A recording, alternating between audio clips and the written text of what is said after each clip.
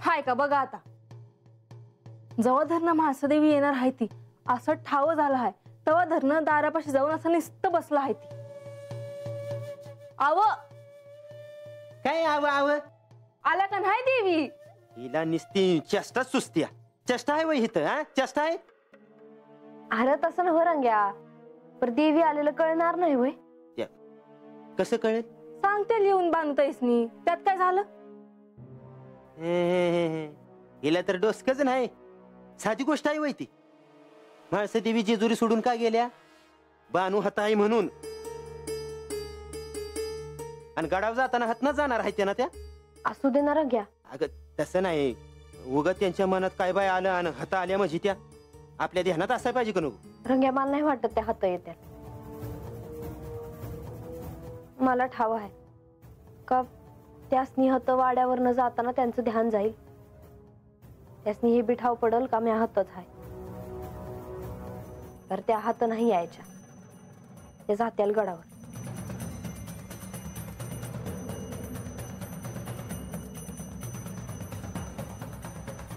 राघोबा कसं काय येणं केलं? जी सांगावा घेऊन आलोय जी. सांगावा?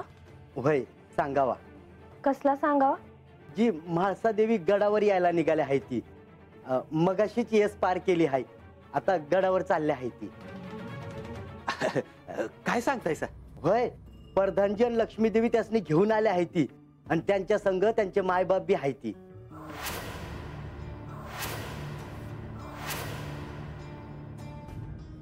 म्हाळसा देवींच? होय. आता ती कशा पाय आल्या असतील? आता ते मला कसं ठाव असणार, जे कानावर आलं ते सांगायला आलो बघा. येतो जी. होय.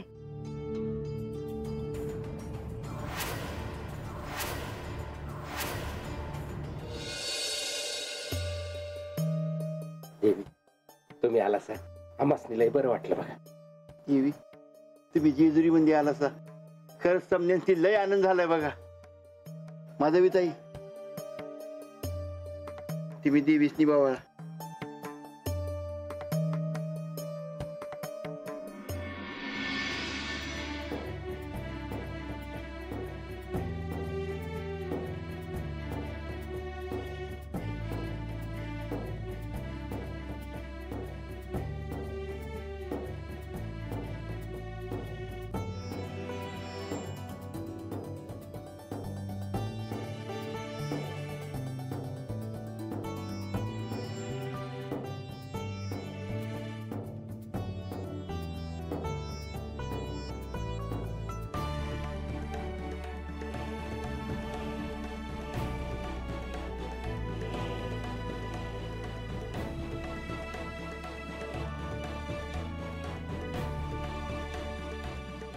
हा क्षण परत येईल असं मला कधी वाटलं नव्हतं.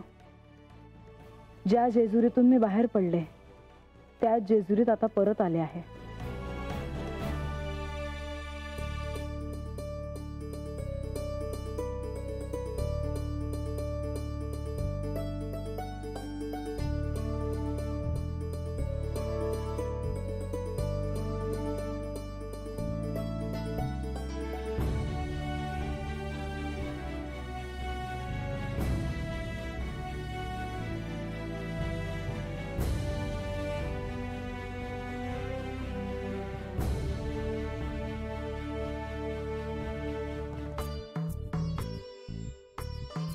तुमचे जेजुरीत स्वागत आहे.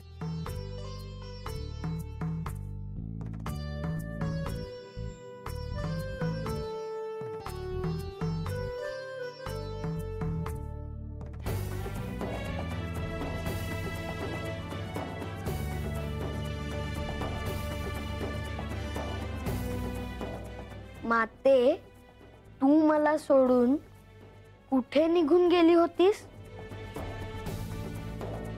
मला असं एकट्याला सोडून तुला कसं जावंसं वाटलं? त्यावेळी मी माझा निर्णय घेतला गणेश.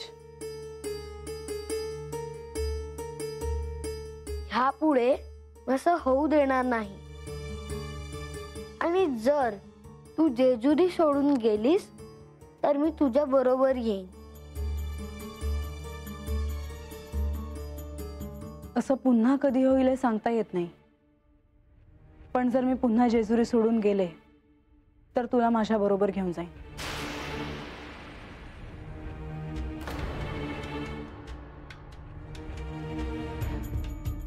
बराच लांबचा प्रवास झाला आहे.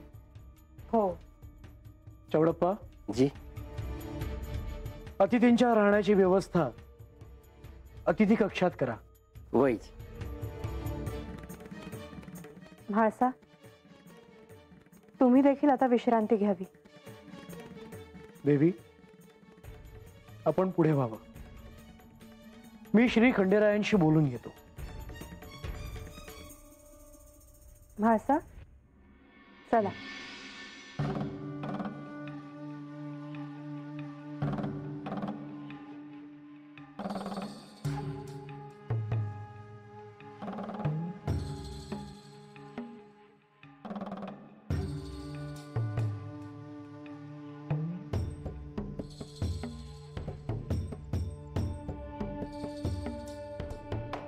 देवा, आपण असे शांत का?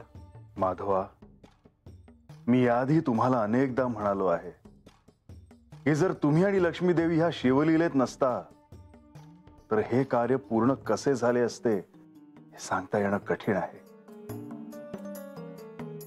माधवा, म्हाळसेला पुन्हा जेजुरीत आणणं हे निश्चितच सोपं कार्य नव्हतं, परंतु केवळ हे तुमच्यामुळे शक्य झालं आहे. देवा, हे कार्य अजूनही पूर्ण झाले नाही. श्री म्हाळसा देवी इथे जेजुरीत आल्या आहेत त्या केवळ आग्रहाखातर. त्या जेजुरीतून पुन्हा जाऊ देखील शकतात. आता त्यांना थांबवणं फार महत्वाचं आहे. देवा, श्री म्हाळसा देवींच्या या निर्णयाचा आपण गांभीर्याने विचार करायला हवा. होय माधवा, कारण ह्यावेळी तिच्या माता आणि पिता ह्यांनी तिला आग्रह का केला ह्याचा ती निश्चितच विचार करत असेल. श्री म्हाळसा देवींना इथे जेजुरीत थांबवणं हे फार मोठं दिव्य आहे. जर म्हाळसा आणि बानू ह्या दोघींनाही अंतिम सत्यापर्यंत पोहोचायचं असेल तर दोघींनाही जेजुरीतच थांबावं लागेल. आणि माधवा, यासाठी सर्वांनाच प्रयत्न करावे लागतील. होय देवा, हे कार्य पूर्ण झाल्याखेरीज अवतार समाप्ती पूर्ण होणार नाही.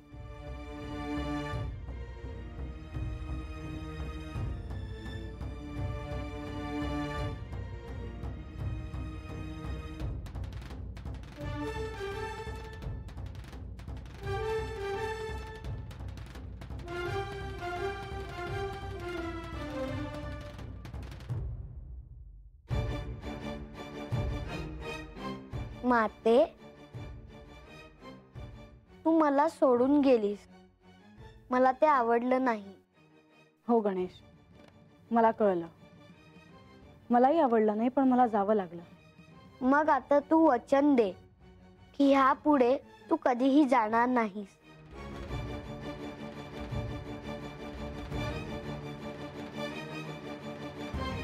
माते, तू गप्प का आहेस? मी इथे आले आहे, पण थांबेन की नाही हे सांगता येत नाही. मग मी देखील इथे थांबणार नाही. जिथे तू जाशील तिथे मी येईन. आता तू कुठे गेली होतीस? देवी नेवासेला गेल्या होत्या. मग मीही येईन तुझ्या सोबत. आता मी कुठे जाणार आहे हे मी अजून ठरवलं नाही गणेश. देवी, पण अक्कांना असं वाटतंय की तुम्ही इकडेच राहणार म्हणून. कोणाकोणाला काय वाटेल याचा आता मला विचार नाही करता येणार.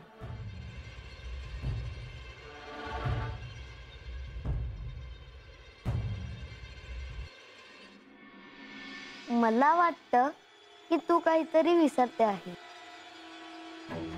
कशाबद्दल बोलतोयस तू? श्री खंडेरायांचा महाउत्सव आता सुरू होणार आहे. तू अगदी योग्य वेळी आलीयस. हो, अनेक भक्त गडाच्या दिशेने येऊ लागले आहेत. मग या महाउत्सवात आपण काय काय करूया? माझ्या आयुष्यात तरी मला कसला उत्सव दिसत नाही गणेश.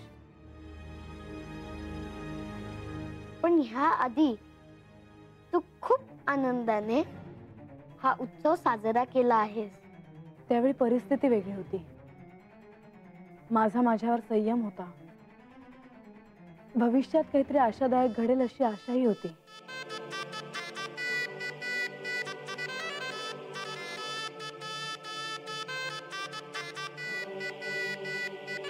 माते, तू अशी निराश का झालीयस?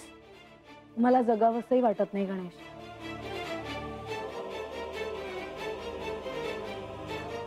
पण माझी माता अशी नाही, तिच्यात खूप शक्ती आहे. मग अशी कशी निराश झाली ती? पण मी आता थकले आहे. पण मी आहे ना तुझ्यासोबत. तू हे बोललास तरी मला बरं वाटतं आहे.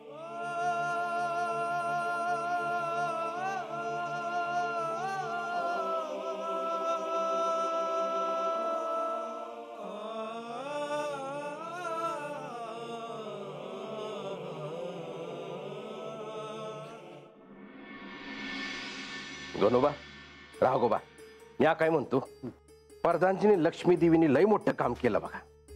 पण देवी हात आल्या ते लय बरं झालं बघा. मला तर वाटलं होतं का देवी हात येतच नाही. ये राघोबा, तू सदान कदा काय होणार नाही तेच सांगा तू घर. अरे तसं नाही र, पण देवी किती रागवल्या होत्या तुम्हाला ठाव नाही होय. अरे पर देवी आल्या ते बरं झालं, पण त्यांची माय आणि बा देवी आलं परत, तर ह्याला काय म्हणावं. हो त्यांच्या बाचं काय नाही हो, पण त्यांच्या आईचं लय भ्या वाटतंय. का बरं? हो कवा काय करतील काय सांगता येत नाही. हा, आणि हे बघा, या वेळेला त्यांच्यावर नीट ध्यान ठेवा. हा, आपल्याला कुठला बी तंटा न घाय. पण तंट्याचं कारण तुम्हाला ठाव नाही होय. अरे होय बाबा, ठाव आहे, बरं आपण तरी काय करणार त्याच. देवीसनी बानुबाई नगायत होतं, त्या गेल्या बी होत्या निघून. पण काय करणार, देवानी पुण्यांदा माघारी आणलं त्याला. तुम्हाला एक सांगू का, नाही म्या बघितलं आहे, या वेळेला देवी जरा वेगळ्याच वाटत होत्या. वेगळे म्हणजे? अरे म्हणजे त्या काहीतरी ठरवून आल्या आहेत असं वाटत होतं. अरे ते सोडा, जाऊ द्या. आता देवांचा उत्सव सुरू होणार आहे, तेव्हा काय बी झालं तरी देवी हातच राहिल्या पाहिजेत. आणि उत्सवाची लय कामं असतील, तेव्हा कामासाठी माग पुढं बघू नका. आला का ध्यानात? आलं का ध्यानात? कुठं बी बघायचं नाही, ना माग ना पुढं. हा काय पुढं काही काम पडलेत. समजलं की? चला चला.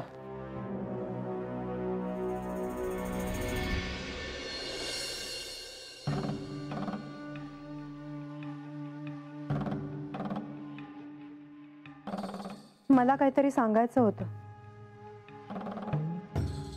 बोला. आता आपण म्हाळसा देवींना गडावर परत आणलं आहे. जे दायित्व पार पाडायचं होतं ते पार पडलं आहे. आता आपला यात हस्तक्षेप व्हायला नको, ह्याची काळजी घ्यायला हवी. तुम्हाला नेमकं काय म्हणायचं आहे? ते तुम्हाला कळतं आहे.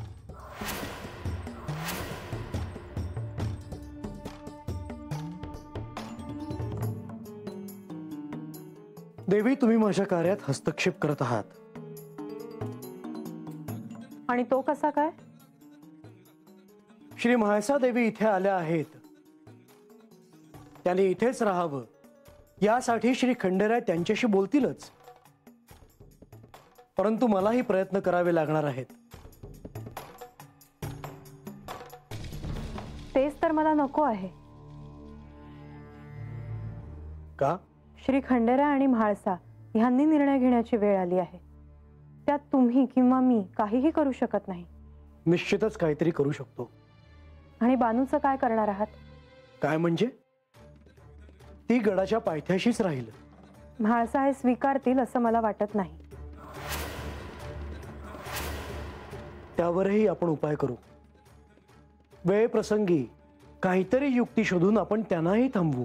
परंतु हे श्री खंडेराय आणि श्री गणेश यांनी करणं अपेक्षित आहे.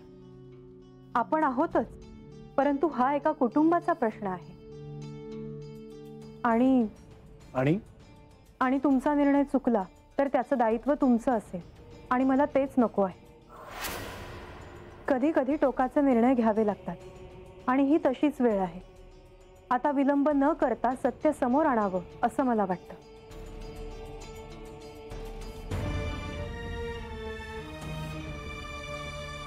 माझा निर्णय चुकणार नाही, निश्चिंत राहा.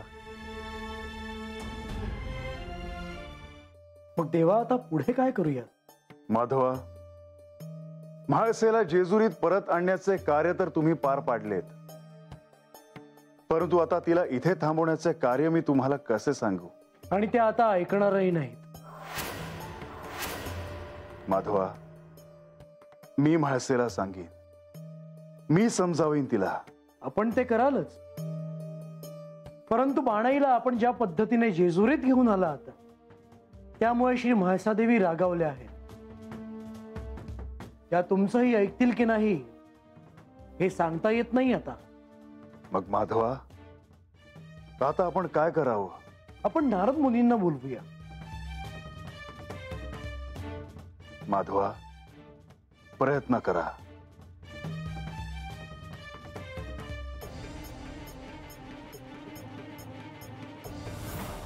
नारायण नारायण. देवा, माझा नमस्कार स्वीकार करावा. शुभम भवतु. काय मुनिवर, कसे आहात? आपली कृपा आहे, आनंदी आहे. मग आता एक कार्य आहे.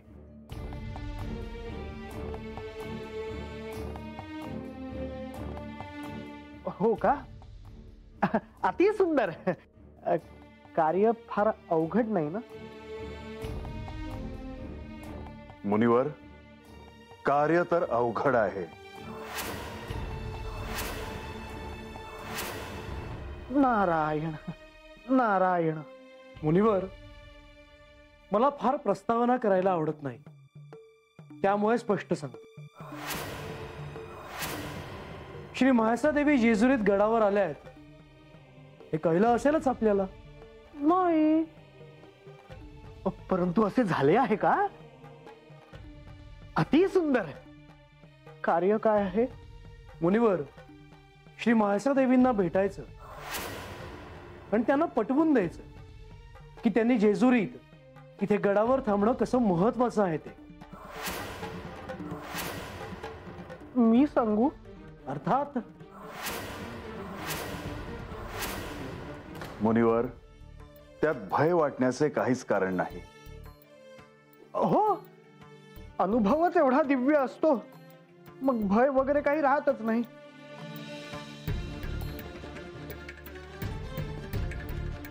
मग मुनिवर, तुम्ही हे कार्य करणार नाही आहात का? मी आपल्याला नाही कसे म्हणेन प्रभू, परंतु मी काय म्हणतो की हे कार्य करायला एकच व्यक्ती अचूक आहे. कोण? देवेंद्र. तेच हे कार्य अचूक पार पाडतील. म्हणजे मी नाही म्हणत नाही, परंतु माझ्याकडून हे कार्य झालं नाही तर देवी सावध होतील आणि मग कोणताही उपाय चालायचा नाही. माधवा, मला असं वाटतं की मुनिवर जे काही बोलत आहे त्यात तथ्य आहे.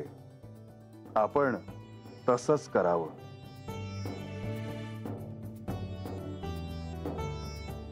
मुनिवर, तात्काळ स्वर्गलोकी जा आणि तात्काळ देवेंद्रांना सांगा की त्यांना इथे बोलावलंय. नारायण नारायण. तात्काळ विलंब न करता येतो. कृपा असावी.